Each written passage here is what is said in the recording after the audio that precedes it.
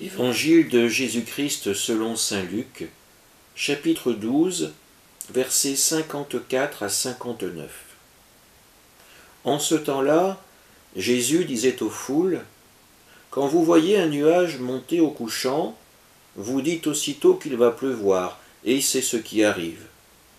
Et quand vous voyez souffler le vent du sud, vous dites qu'il fera une chaleur torride, et cela arrive. Hypocrite, vous savez interpréter l'aspect de la terre et du ciel, mais ce moment-ci, pourquoi ne savez-vous pas l'interpréter? Et pourquoi aussi ne jugez-vous pas par vous-même ce qui est juste? Ainsi, quand tu vas avec ton adversaire devant le magistrat, pendant que tu es en chemin, mets tout en œuvre pour t'arranger avec lui, afin d'éviter qu'il ne te traîne devant le juge, et que le juge ne te livre à l'huissier, et que l'huissier ne te jette en prison.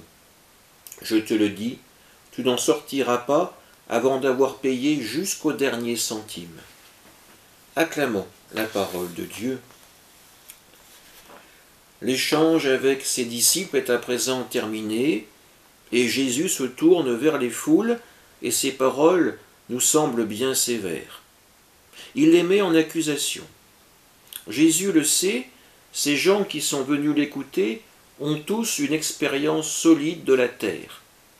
Ainsi, ils ont acquis une expérience pour décrypter, pour prévoir le temps à venir. Or, ces mêmes personnes sont comme sourdes et aveugles aux changements concernant le temps de la fin. Pourtant, ce n'est pas d'incapables que Jésus les traite, mais bien d'hypocrites.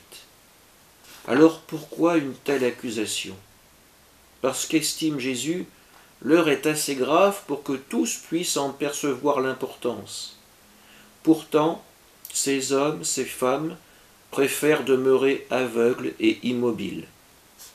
Ils sont comparés à ces personnes qui, tout en sachant que l'appareil judiciaire va se mettre en marche contre eux, ne font rien pour l'empêcher, n'entreprennent même aucune démarche.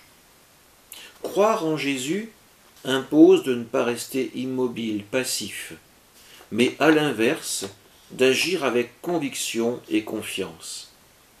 Combien de communautés ont ainsi disparu, parce que trop sûres d'elles-mêmes, de leur force, de leur importance, elles ont oublié de se reposer aussi sur le Christ. Soyons honnêtes envers nous-mêmes.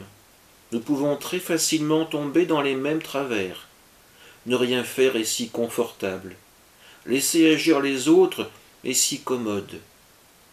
Si nous voulons que notre Église demeure pour annoncer la parole de Dieu, alors ne passons pas trop de temps le nez dans les nuages.